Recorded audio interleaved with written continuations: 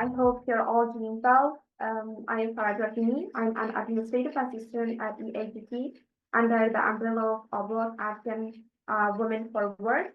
And we have our educational mentor, Ms. Maria, who is a recipient of DAAD scholarship. So she will guide you through the application process and she will share some tips that can strengthen your application. And more importantly, she will share her personal experience on how she secured this incredible opportunity. Hi, thank you. I'm very happy to be here. Welcome, everyone. Um, if you can tell by the light, it's morning where I live right now, but I hope you're all having a great afternoon. Um, I'm going to tell you a bit about myself. I was born in El Salvador, which is in Central America, and I obtained Costa Rican nationality, so I have double nationality. And I am a DAAD scholarship holder currently. I'm studying a master's in social protection in Germany, but I am coming back home for the break, so that's why the and difference. And I'm going to tell you today a bit about the DAAD scholarships and a bit about some of my tips, my insights, and just generally application.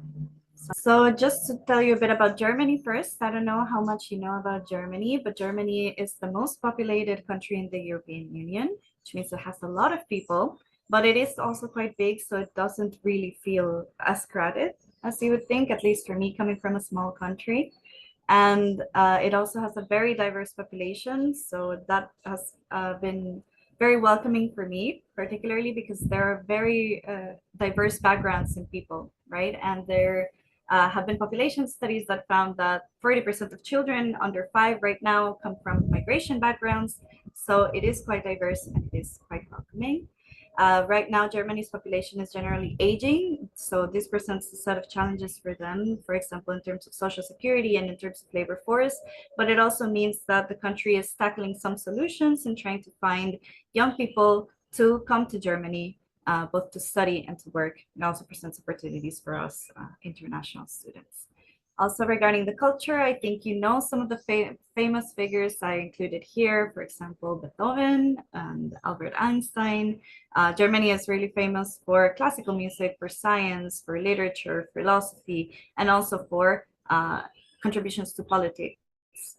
It also has a lot of famous celebrations like Oktoberfest. I'm sure you have seen maybe some of the images of the traditional clothing that they wear in these festivities, and also the markets that are lit up beautifully and people are ice skating. And I've been to a few, they're quite nice, and they really have a lot of the rich culture that a lot of people don't know about Germany.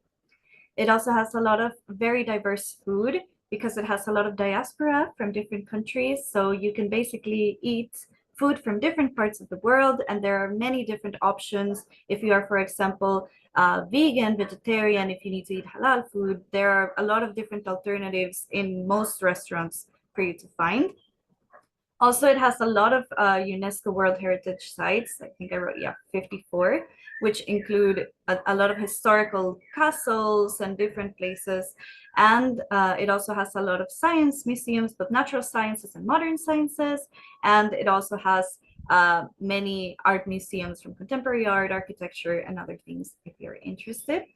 An important part of culture that I found when living in Germany is that people really value being environmentally friendly. It's really important that you learn how to recycle. And for example, separating your waste is really, really important. It's mandated by law, for example. And it's also very important if you buy plastic, you can return it to the store and get, for example, 25 cents back. So it's really important that you also take advantage of that and that you know how important it is for German culture. And regarding the economy, it has a very strong economy. It is the fourth largest in the world and the largest in Europe. And it is mainly focused on industrial sectors. So for example, car manufacturing, but also engineering, science, pharmaceuticals, technology, and finance. However, there are also a lot of opportunities in other areas, of course, like for example, in social sciences, there's a lot of development, cooperation, and NGOs also in Germany. So that is also another possible example of some interests that might align with a future work pathway. The educational system is very high regarded because it mixes both academia with technical skills. So there are two types of universities in Germany. the Universitat, which are just traditional universities focused on academia and kind of like an academic curriculum, but there are also Hochschulen, which are like technical universities focused on specific skills. For example, I am currently enrolled in a Hochschule, so it focuses on the practical skills that you can also implement after you graduate. So I see that as a plus. And also something good is that since 2014, most universities no longer have tuition fees. So studying in Germany is no longer that expensive as compared to other countries. Some universities, of course, do have exceptions, especially private universities, but most public universities will not charge you tuition. They will only charge you a semester fee, which is generally, I think, 300 euros, and that includes the public transportation ticket for you, which lets you travel anywhere and take almost any train, any bus. And you would find that in Germany, you can be very independent with the way that you move because you kind of can take different trains or different routes of trains. They're always coming. Sometimes they're late, but they're always coming, and you can eventually reach to where you want to go. So, about the DAAD. The DAAD is the German Academic Exchange Service. You will find that it has thousands of different scholarship opportunities. For this session, I decided to focus generally on what the DAAD can offer, and then we can see how to filter through the different scholarships, how to identify possible courses of study, and then, of course, a few examples so that I kind of can guide you through the process. So first, the DAAD has mostly opportunities for masters and PhDs. It also has a few bachelor's opportunities, but it really depends on funding and it depends on whether they are available in certain years or not. So I was doing this research. I mostly found master's opportunities, but there were a few open to bachelor programs opportunities as well. So just so you keep it in mind. And, there are two types of scholarships, right? So one is the DAAD gives you the funding for a specific program. So it says for this scholarship, you can apply to these 5 universities for these 5 programs, right? You need to choose 2 out of 5. And if you get accepted, then you go to one of those. But the majority of the scholarship opportunities are open. They're not linked to specific universities. They're like you can study anything you want in any of the fields that are covered. And if you get accepted to a university in that field, then you get the funding.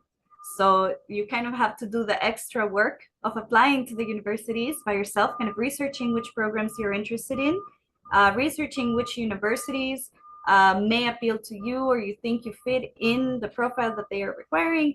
And when you find that, you can apply to the university. If you get accepted, you can also apply for the funding and you can get this funding for your studies. So that is also why it was a bit difficult to give you specific university examples because a lot of these are open to any university that you want to take.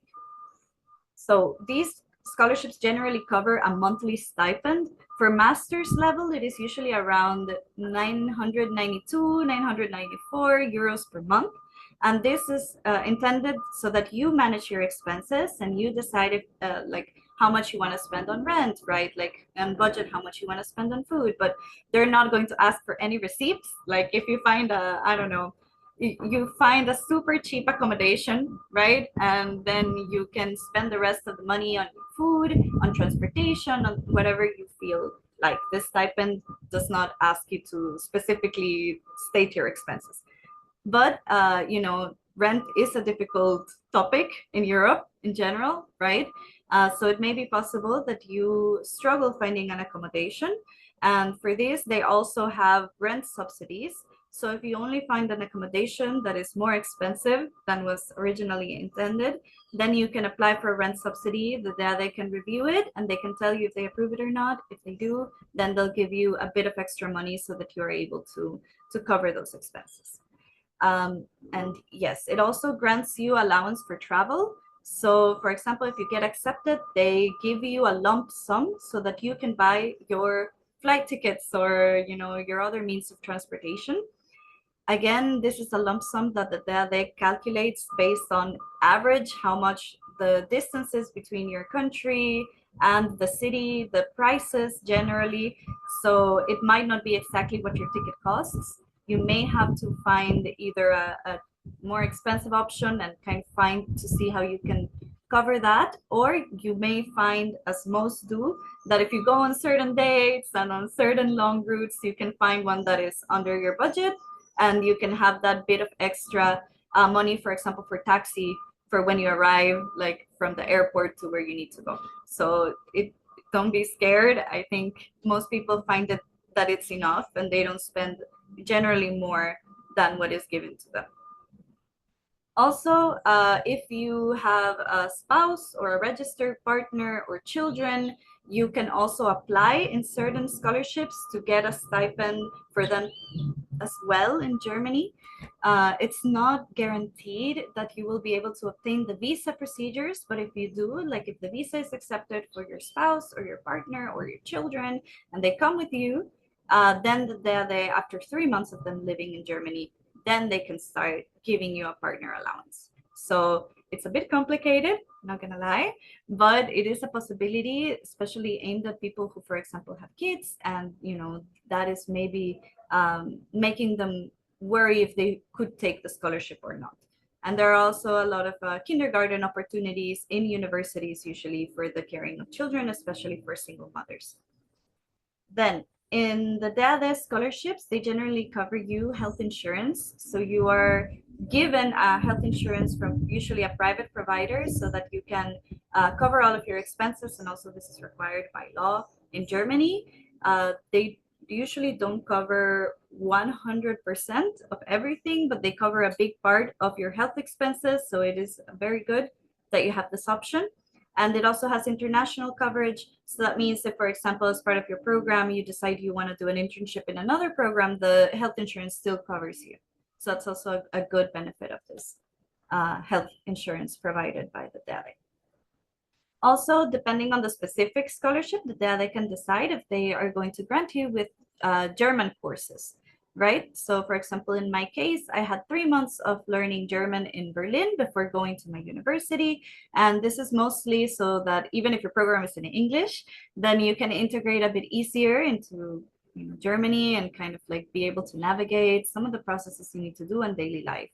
And if this is not covered on your specific scholarship or situation, the DAAD also offers funding for virtual German classes, either before you leave for your master's or when you're already studying, you can apply for, I think there's a cap on how much they can give you for a language course. So you cannot choose the most expensive German course, but you can choose one that is maybe under the budget, and they will give you a subsidy so that you can continue learning German even while you're studying. There are other additional benefits, for example, for disability benefits or mobility benefits, if applicable. The DAAD really encourages people with disabilities to also apply to the scholarship. So they provide special support if approved by the DAAD, so that it is easier to integrate if you have a disability. For example, in my master's program, we have someone who is visually impaired, and they receive some aid to also find, for example, certain assistance in navigating university, and they receive a special amount also to cover some expenses. So just so you know that it's also an option.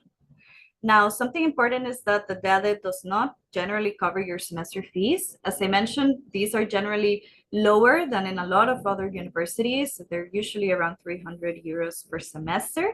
And this really usually covers your transportation tickets. So in reality, like it almost is only your transportation ticket and maybe a bit more. But there are some universities that do have tuitions. So be careful when applying that you check, because you know that these are not going to be covered by any DAAD scholarship generally, right? Also, the possibility of working part-time with the DAAD is a bit complicated because they are giving this stipend for your monthly expenses so that you focus on your studies. So it's not impossible. If you find an internship or a part-time opportunity, you can apply. They will check that it's not going against your time. I mean, that it's not affecting your studies is what I mean. And if they find that it's not negatively impacting your studies, they can allow you to work up to a certain amount of hours per week. It depends at the time how much is the amount that they're allowing. And if they allow you to work, there is also a limit on how much you can earn without having deductions to the scholarship. So for example, the cap right now, I think it's 556 euros. So if you have a salary of 700 euros per month, they're going to deduct that from that exceeding amount from your scholarship stipend, right? Because the purpose of the stipend is to cover your expenses. Then I have a guide on where to start. For me, that was the most difficult thing when I was searching how to apply for this master's. I didn't know where to start. I didn't know what my options were. So I think maybe we're going to go through it together and kind of guide you through this process. First, you can find your scholarship of interest in this database, the DAAD database. I have it open in one of these tabs. Let me see here. And we can go through it right now. You can see, for example, I already filtered the country of origin to Afghanistan.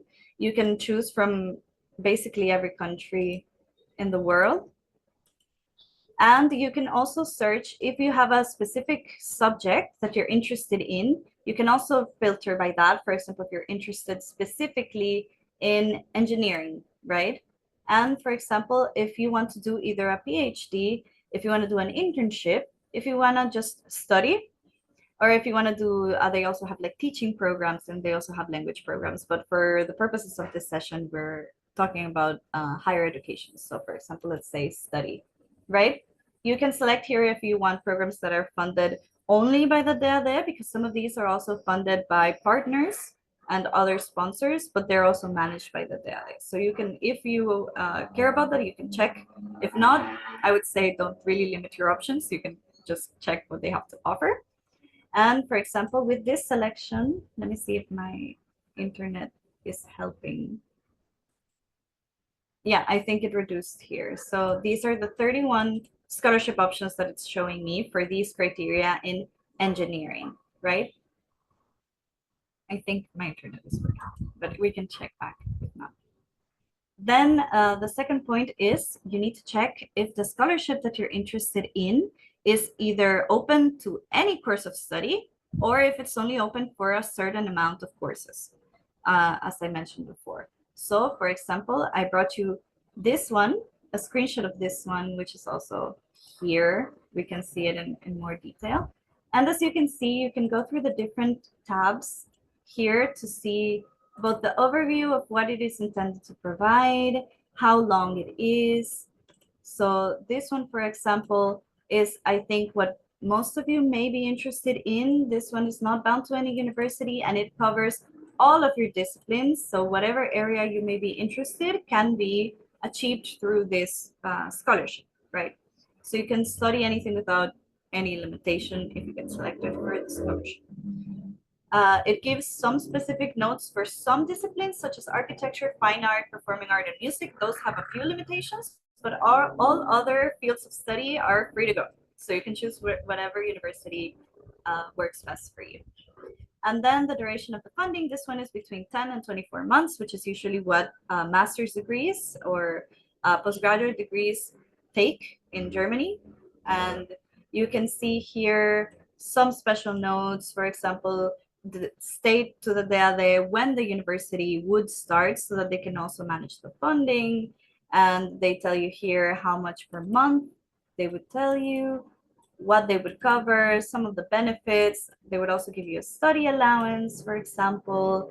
You can check all of these points for all of these scholarships. They also have a green mobility top-up, which is if you find a environmentally friendly way of travel, they will give you a reimbursement for the reduction in carbon emissions. So that's also interesting if you find an option that works for you. Then additionally, they tell you about the language course that I mentioned. They say that they can usually provide 2, 4, or 6 months of a German course before the start of your visit. And the DAAD decides how long they're going to fund this and for how much. So you don't really have a choice in this, but generally most masters have the same amount of months and coverage. Here a note about the tuition fees, as I mentioned. And then it tells you a bit of the qualifications that are required. So for example, academic achievements, you can see that they don't specifically mention a grade point average. We're going to talk about that a bit later because it's not required to have a specific grade point average. They do focus on achieving students. So it's important that when you prepare your profile, you can kind of let them know what you have achieved and what you excel in. So for example, here you need a school leaving certificate. So for example, if you are just leaving from one school to another, like if you want to do 1 year in a university and then go back to your bachelor's, for example, you can also do that. But you can also just apply for example, a master's. And yes, in knowledge of the language, so it's usually through a language certificate. We'll also see that a bit later.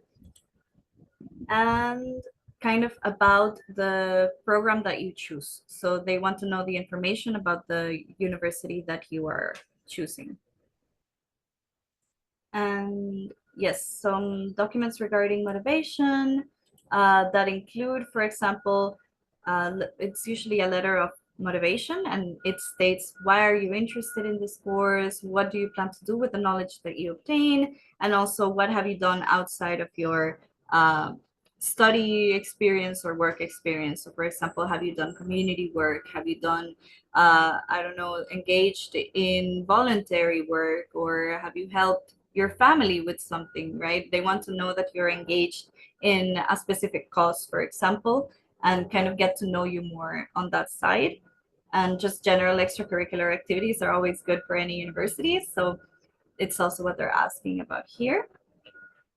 You can also find here the specific requirements, right? Here it says you yourself are responsible for ensuring application admission to the German university for your chosen study program. So for this one, you can choose from any university. And as a rule, the university degree you have, it should not be more than 6 years old by the time you apply. And you don't necessarily have to have finished your bachelor's to apply, but you have to have finished it before the funding starts. So this means that, for example, if you're finishing your last year and you want to start looking into masters, you can apply. But as long as you know that you have finished your final dissertation or final examination before the beginning of the funding, which is usually the next year in fall. So you apply in summer of this year, for example, and you would be traveling probably in fall next year, right? So just before fall, you need to make sure that you would already have your degree.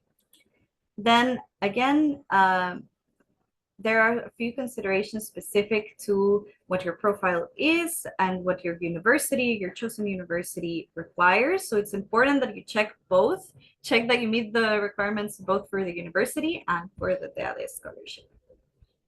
For language skills, if you are studying in German, then you need to be proficient in German. And if you're studying in English, then you need to be proficient in English.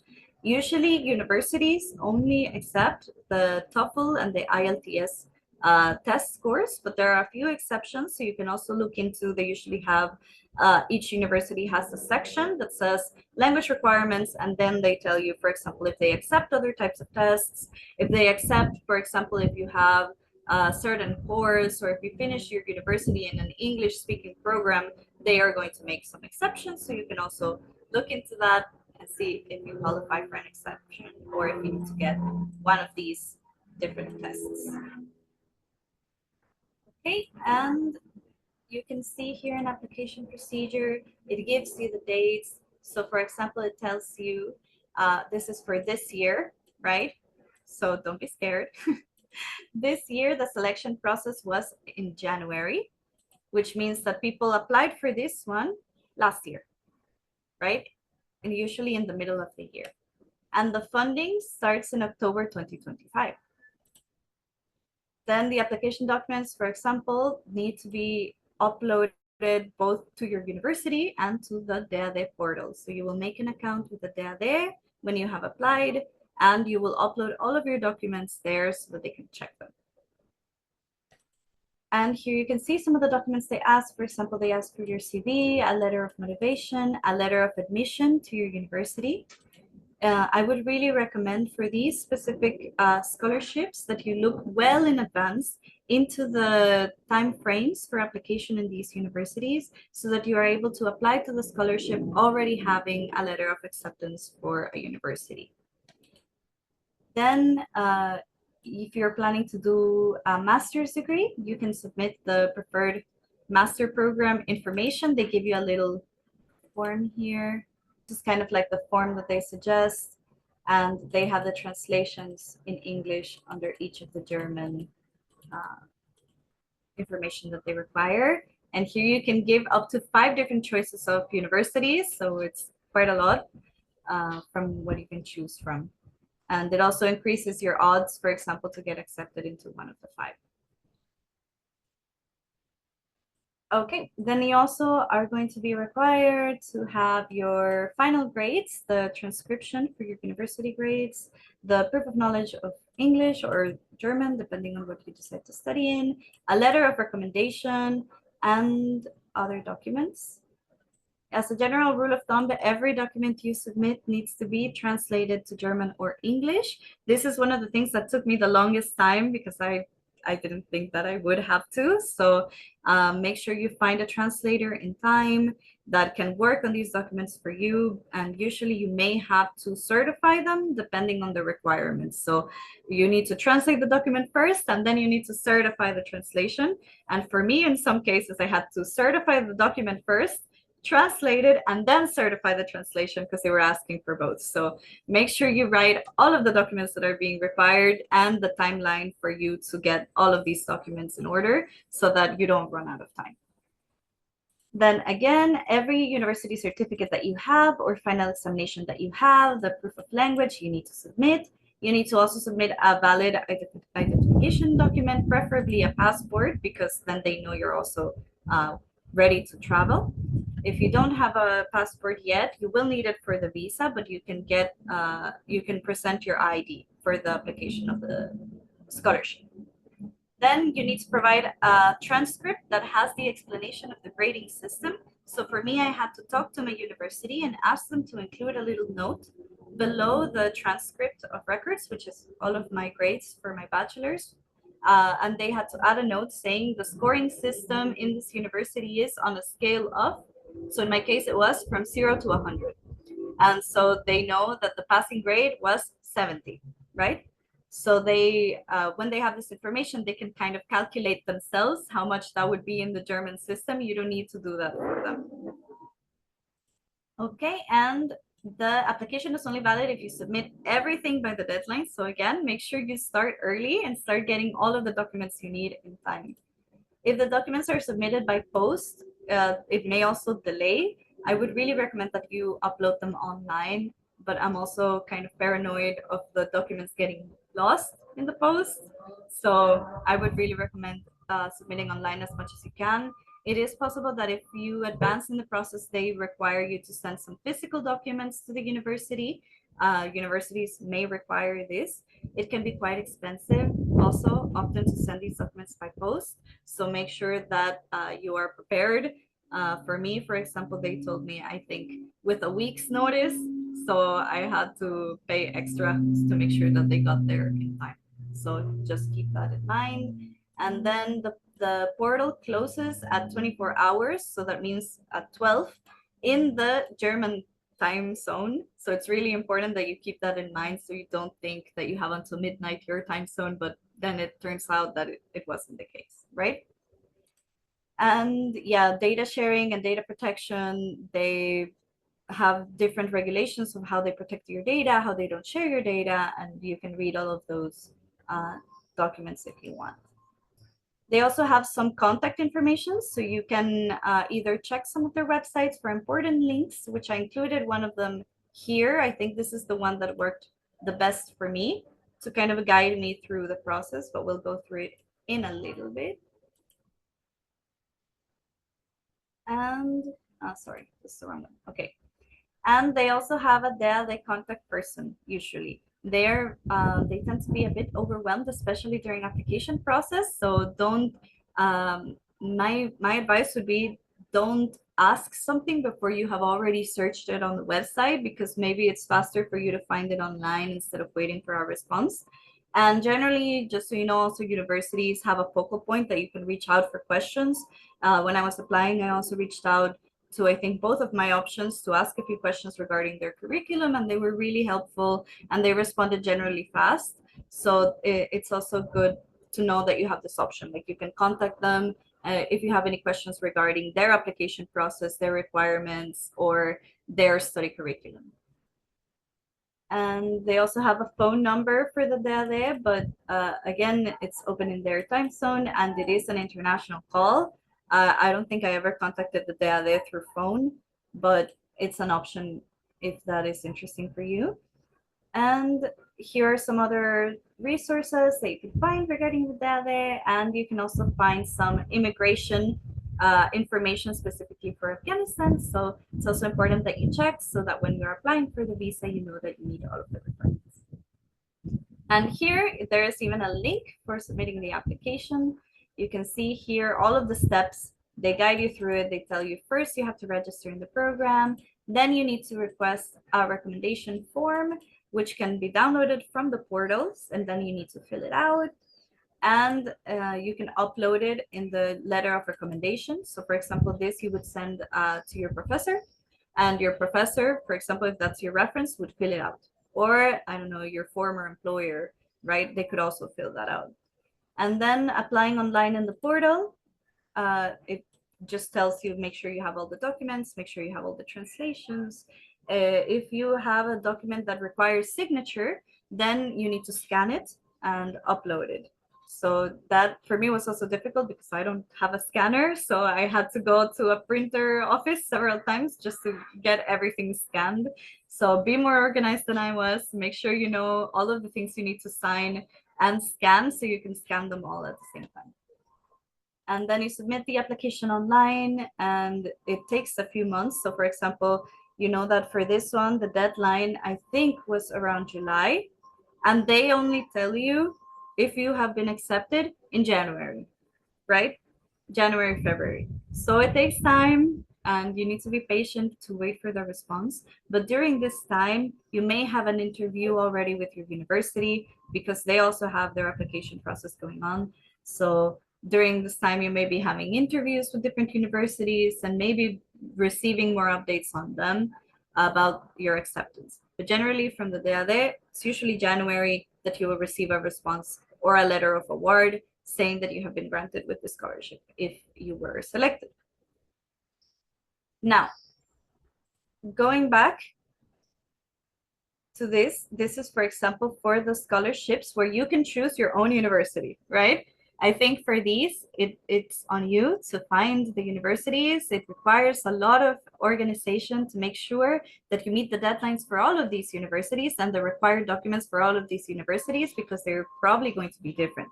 So just make sure that you're well organized, you make a spreadsheet, and you kind of prepare everything you need in order to submit the scholarship in time for funding.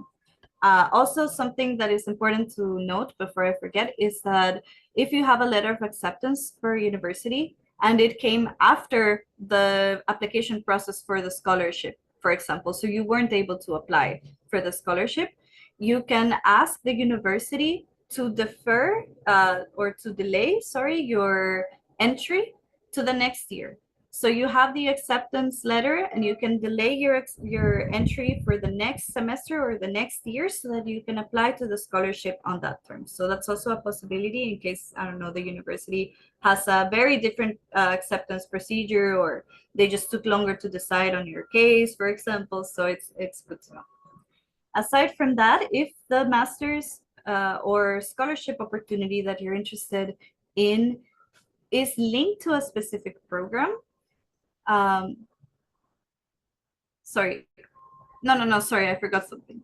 Okay, so if it's also, right, if you need to find your own course of study, I found this portal that might be useful for you. It's also made by the DAAD, and this portal can show you all of the study programs available in Germany for any course of field of study that you're interested in, and you can filter through different fields, for example, like area of study or starting date, if it starts in the summer or the fall semester, when the application deadline is, for example, so that you know that you can apply in time for the scholarship as well, where it's located, among others.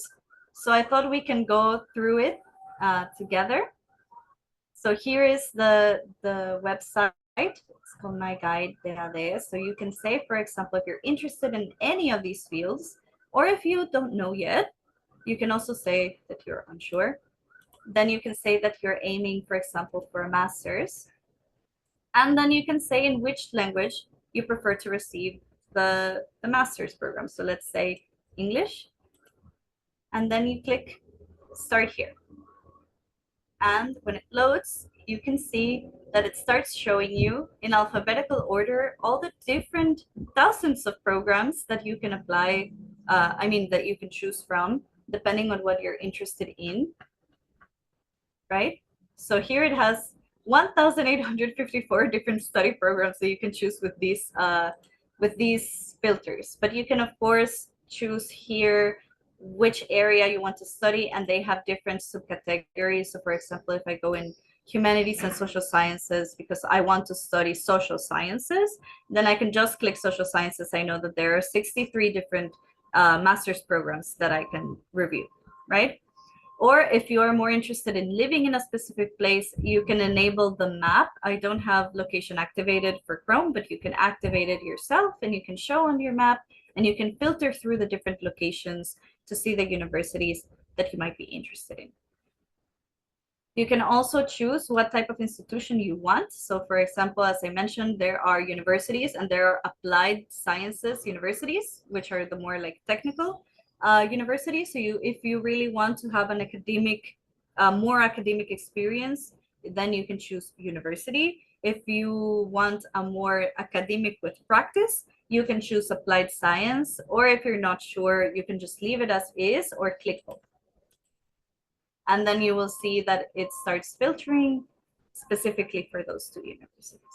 So it really helps as a starting point, so you can see which universities are available for you, which options might be interesting for you.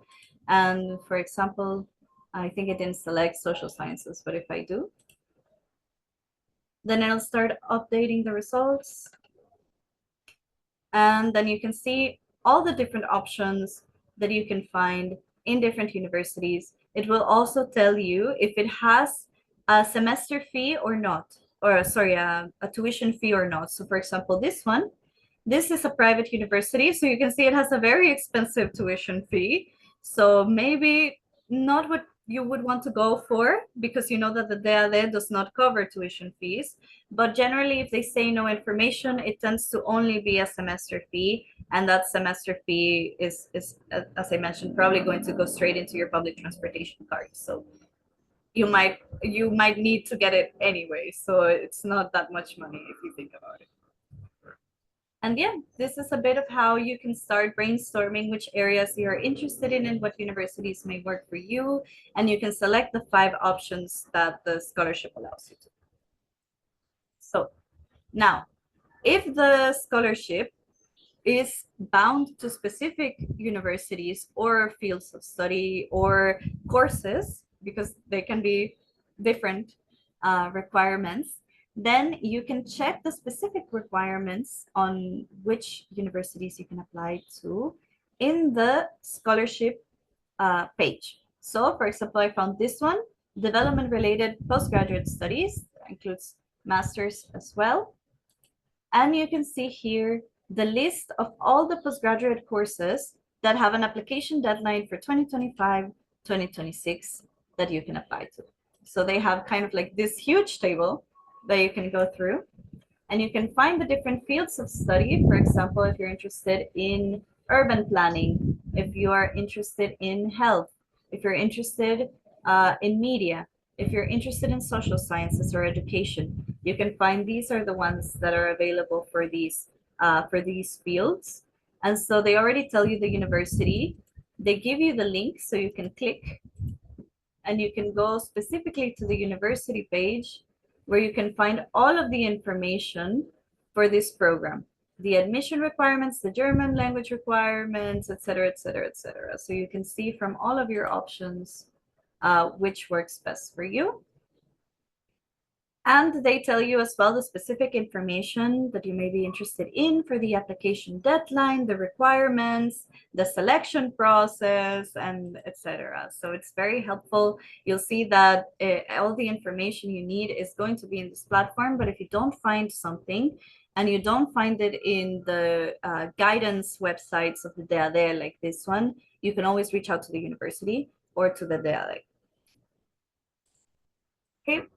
So these are some of the possible scholarships that I thought might be helpful for you. But as you saw, there are a lot of different scholarship opportunities, just filtering by your country or by your subject, depending on what you decide is interesting for you. But these are some general ones that I thought might be useful. They all come with the links, so you can go through them and you can check if they are interesting, if you meet the requirements, etc. Now, the application and eligibility requirements, as I mentioned, are going to change depending on the course of study, depending on the master's, and depending on the scholarship. So make sure that you check thoroughly so that you know that you meet them.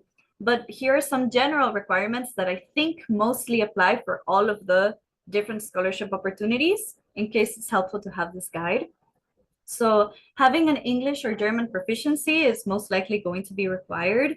Again, you can check what type of test the university is requiring, but the DAAD usually asks for either a TOEFL or IELTS if you are going to study in English, or a DSH or test DAF if you are going to study in German.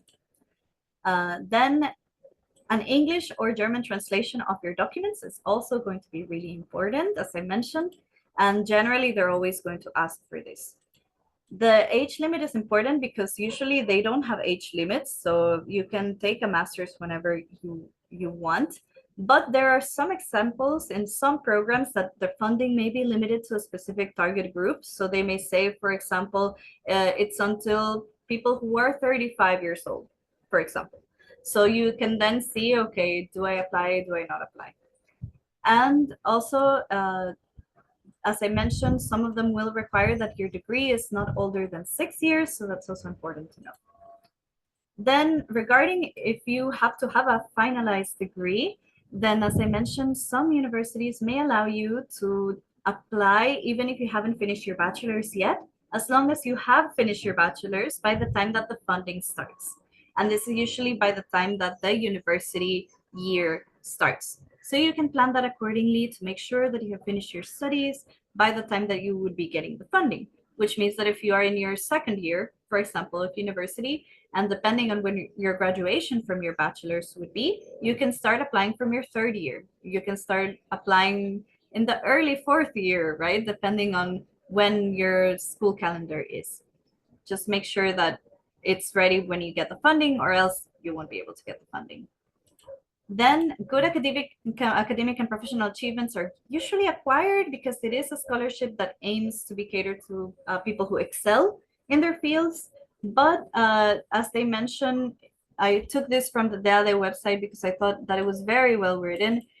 They say that they primarily support individuals that have these high academic achievements, and as a rule, they won't tell you you need to have a GPA of this specifically. They will only tell you that you need to have a generally high academic achievement, but grades are not everything, and they focus on a lot more when reviewing your profile. So don't be discouraged if maybe you don't have the best grades. If you have good achievements, both academic, for example, prizes, or you did a contest on a certain area and you won, or you have extracurricular activities that are very impressive, or you have important professional experience, all of this amounts to a general overview of who you are. And all of this is considered when they are reviewing your application. And also, as they mentioned, motivation, extracurricular commitment, or special circumstances. So for example, they also mentioned if you had a disability or an impairment and that affected your grades, you can also state that, and then they will take that into consideration as to not negatively affect your application due to, for example, the grades that you got. The deadlines, again, may vary depending on the process of the scholarship, and the program of study. Generally speaking, but you should really double check. Generally speaking, they are in the middle of the year. So starting from June, ending in August is usually when these application processes take place. And you can check with the specific universities if they have earlier applications for scholarship students, or if they have a later application date, and then you need to apply a year before you apply for the DAAD funding, for example. So important to keep that in mind. Then here are some specific links that I mentioned that I think are going to be very important. So for example, the one that I showed you here, it's a very thorough guiding page from the DAAD. It includes everything about the scholarship and the funding. It links you to an overview of different options. And here you can see it has the requirements, how to prepare your application, or how to plan a project if you're doing a research project, for example, how to write your application, how you are going to be selected, and the different benefits that you can have.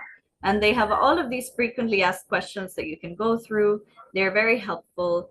And I used a few of them to also prepare the document. So you know that it's a very good resource. So you can also go through it. If you have an additional question, you can also reach out to them through this contact form down here. So it's also helpful to know. Then the database that I showed you and the My Guide page are also resources that I linked for you here. Now, here are some of my tips, my personal tips on what I think is important to keep in mind to have a successful application.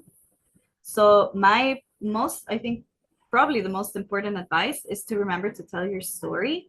So they receive thousands of applications from all over the world with people who may have similar experiences to you. And the scholarships are very competitive. So you need to make sure that in your application document, you let them know who you are, why are you interested, what is your story, why should you be considered. And I think in my experience, it's more than just telling them, you should consider me but you should actually let them see, for example, where you come from, how that has affected your passion, your interest, and for example, your previous experience. So for example, in my case, as I told you before, I was born in El Salvador. I moved to Costa Rica, so I myself am a migrant. Now I have double nationality, but for most of my life, I was a migrant. And that made me really passionate about migration. So a lot of the academic and professional experience I had was helping migrants in Costa Rica. So that kind of tells a bit, I guess, about my story of why do I like these things and why am I passionate about them and what I aim to do with the knowledge that the master's gives me, right? So what are my professional goals? What are my academic goals? And that can be in whatever field that you are studying in. So again, remember that the slogan is change through exchange. So they really want to see what change would be happening. It can be a change within yourself. It can be a change within a field of study. It can be a change within a specific community, or it can be a specific, I don't know, it depends on what you're interested in studying, but make sure that it reflects why they should choose you. And they know who you are after your application documents. They know this is Maria, this is where she comes from, this is what she wants, and this is what she has done, right? So I think that's my biggest advice. Be very confident in what you have to offer. Don't sell yourself short. I think it's sometimes very common for us to, I don't know, just generally think oh, I don't know, I don't have that much experience, but be confident. You have done a lot of important things. Just make sure you highlight them properly and you frame them in a way that makes sense for your application. So this leads me to my second point. Be specific, but also be strategic. So it's important that you mention all of your professional experience, but sometimes we know life may take us in different paths and maybe we have experience that is not that relevant. So for example, I don't know, if I worked at a store for a few months, maybe I shouldn't include that because it doesn't really link with my field of study in migration, right?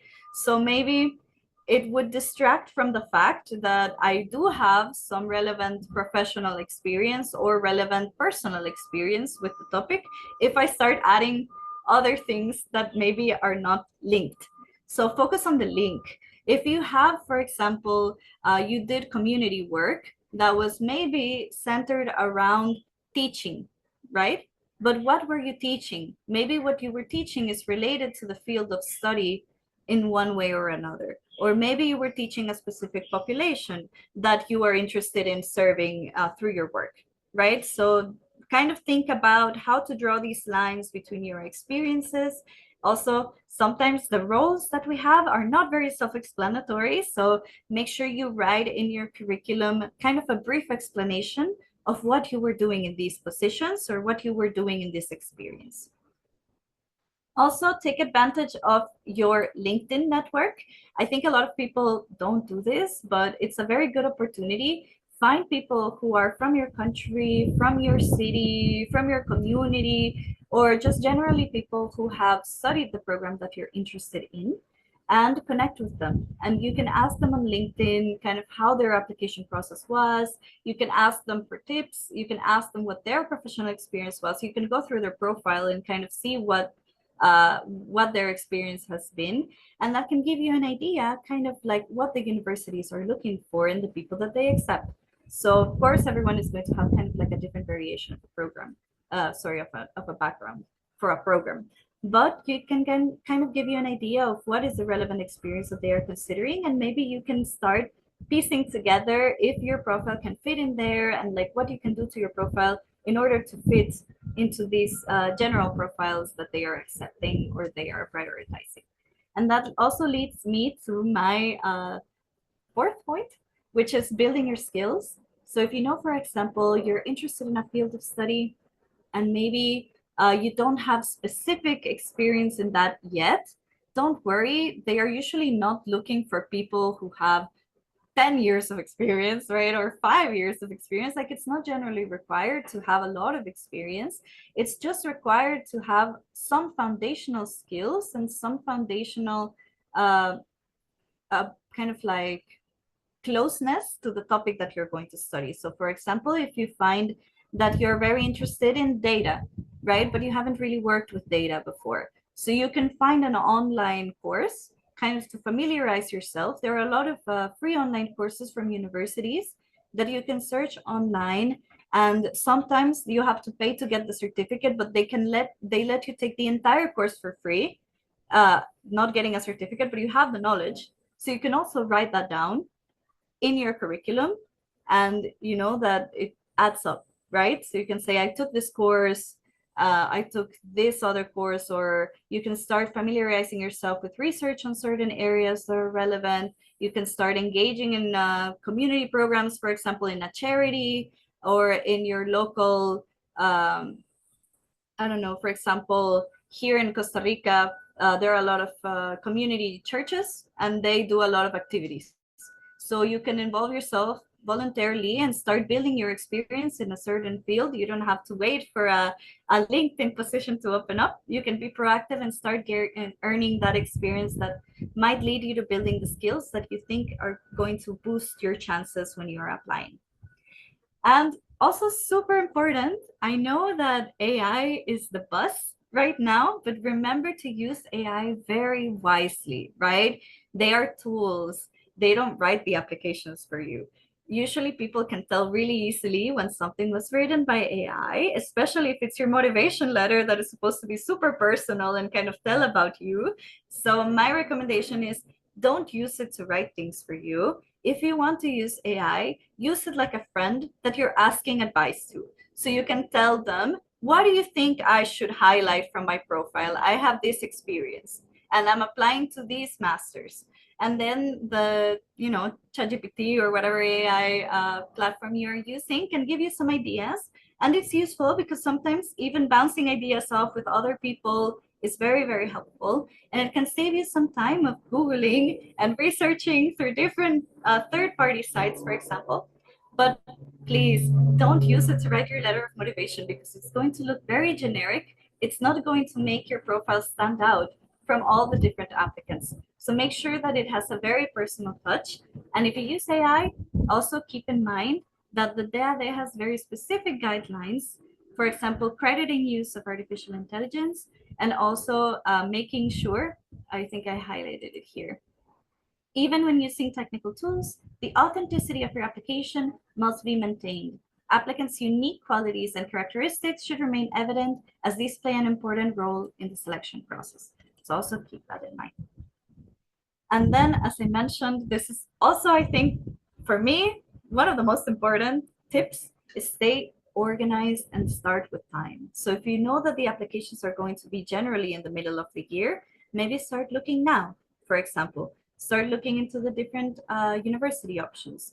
As I showed you here, I think it was this one that still had the deadlines of last term. So they haven't even updated the page yet. They will probably update it when they open applications. So don't wait until they open applications to start checking the requirements. Generally, they're going to be the same year per year. Just make sure when they open that they are the same. And if something has changed, make sure that you adapt to fit into that. But don't wait until they open. Start looking from earlier, especially if you're going to take one of the scholarships that are not specific to one set of programs, but like you need to find your own. Make sure you start looking with time because there are a lot of different options, and maybe you will miss out on the application deadlines for the one you really want if you start later. So I would recommend you make either a spreadsheet or a table where you keep all of the options that you have. For example, I know you are also receiving seminars for other scholarship opportunities from other countries, so you can put all of your scholarship opportunities from every single country you're interested in this list, in this spreadsheet. Just make sure you write which documents you need to get, how you can get them. So for example, learn from my case and my suffering, like you need to translate and certify.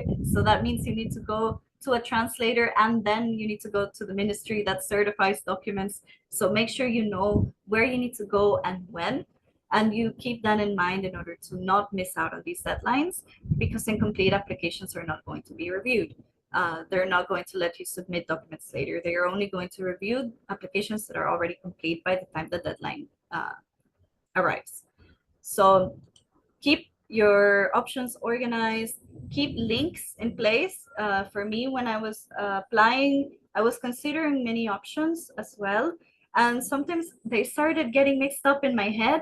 I started thinking, which one was the master's that had this special end of the year project that I really liked? I don't remember. And I had to click on all of them again. So my recommendation, add a column for your notes so that you know, oh, I like this one because of this, right? I'm interested in this one because it has this. This one I think fits well with my experience. This one I would be learning a lot from this area that I don't know. And again, don't be discouraged if you don't have specific relevant experience on your field of study. Because, for example, a lot of my master's is very technical in data, and it's very technical in, for example, statistics and econometrics. And these are things that I didn't take in my international relations bachelor's. But because the purpose of the master's that I'm studying is social protection, and my field of academic experience and professional experience was related to social protection, then there is a link. So they're not looking for someone who already knows what they're going to teach them, because then what would be the purpose of learning is something you already know. But they want to see this link between who you are, what you can achieve, and what you're going to do with this knowledge, right? And why you want to achieve it. So stay focused, don't get discouraged. It can be super overwhelming. So start with time and don't let all these multiple options kind of like overwhelm you and prevent you from actually getting started. Because for me, I delayed applying for many years just because it felt really overwhelming. So I didn't even want to like look at all these options. And then when I actually did, I was lucky to get the scholarship. And I also know a lot of people who took them several years of applying to get a position in a scholarship. And that's also important. Like you can apply as many times as you want, and you can keep building your profile to fit into the programs that you want. And just the worst thing that can happen is that you don't get selected, but then you can try again. So don't feel like if the thought of not being accepted is overwhelming you or filling you with negative thoughts, don't let it. I know it's easier said than done, but it really it does not affect anything. If you don't get selected this year, you can get it selected into another scholarship another year or the same year. So just keep your options open. And yeah, I guess that would be my main advice. I know that I've been talking for a long time, so please let me know if you have any questions regarding what I just presented or in general. Thank you so much, Maria, for sharing your insights. I think you have almost covered everything in today's topic. But I have a couple of questions that I would like to ask, and I'm sure that our applicants will find it useful. So, as you are a recipient of DOT scholarship, so if you could tell us that what is the biggest like factor that really made your application stand out like among other applicants? So, from my experience, there is not one solution or one technique.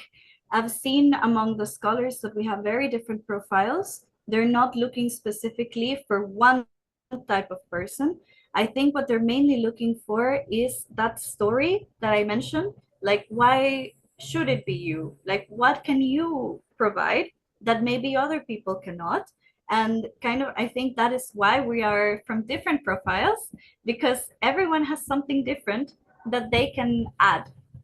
So my personal recommendation is, of course, there are general requirements that you know that they're going to find favorable. So, for example, we know that they are looking for extracurricular activities. We know that they are looking for good academic achievements, and we know that they are looking for relevant experience, whatever that may be, whether an internship or just research in while you were in university, or like maybe community work or working in your family business or something that can be related to your field of study.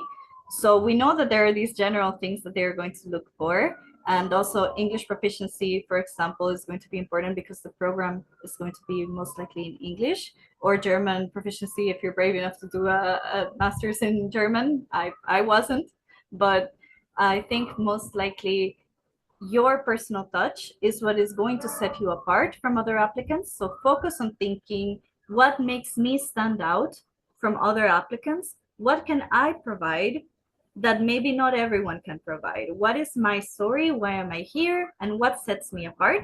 And that can help you have a unique application.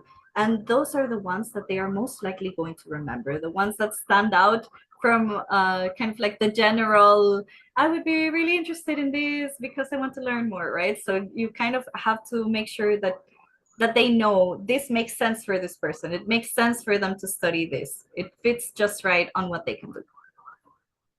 Okay, thank you, Maria, for sharing your incredible insights and valuable information with us tonight. We truly appreciate your time and expertise. So, before we wrap up, I would like to remind everyone that if you want to stay connected with us for future opportunities, don't forget to follow us. Our media team has shared the links in the chat box. By simply clicking on them, you can follow us and stay updated. So, wishing you all a wonderful evening, and I hope to see you all in our next sessions. Thanks again.